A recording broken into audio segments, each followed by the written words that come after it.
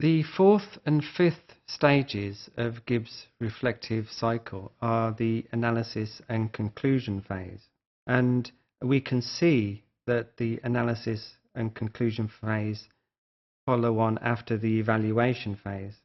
Just to remind ourselves, the analysis phase is where the reflective practitioner is making sense of the experience in the classroom.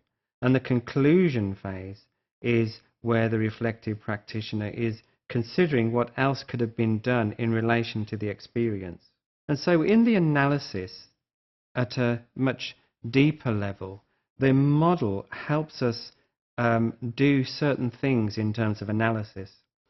When we're analyzing, we're trying to make sense of the experience, trying to get a deeper understanding. And in terms of applying this model, what that means is that the reflective practitioner needs to analyze what happened, consider why it happened, how it happened, in relation to the discourse that takes place in the literature, and in relation to the theory that we understand about teaching and learning. And this phase is particularly important because at a deeper level, what this requires of the reflective practitioner is to engage in critical thinking about the experience.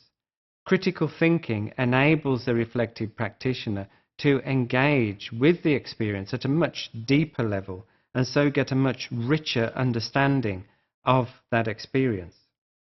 And so what the reflective practitioner needs to do at this point in the cycle is to bring together their understanding, their analysis of the experience with what we know from the literature, what we know from what theory tells us.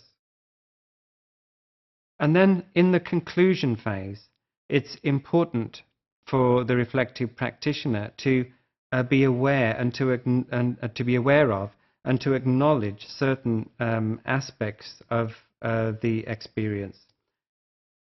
Initially, what we need to do, of course, is understand what we could have done differently. But the conclusion stage is the point where the reflective practitioner can begin to identify what they can learn from the experience and how they can use that learning to enrich their teaching in the future and so improve the experiences next time. And importantly, in the conclusion phase, what the reflective practitioner needs to do is to think how they would have done things differently. And if they did do things differently, then what would be the results of those? What are the potential outcomes of doing things differently? And so there are two types of experience that the reflective practitioner is engaging with and considering at the conclusion stage, both positive experiences and negative experiences. The feeling is that if we have a very positive experience in the classroom, that we respond in a very particular way, which is purely celebrating the fact that things have gone very well. And actually, in terms of applying Gibbs' model much more effectively, what we need to do is to consider whether we would change anything we did to further improve on that positive experience. Or even, indeed, to consider that because we've had this positive experience, that there doesn't need to be change, because in other groups with other students, the experience may not be positive, but could be quite different. And we also, therefore, need to think about the positive experience in terms of how we might improve our actions around it and not just take it for granted.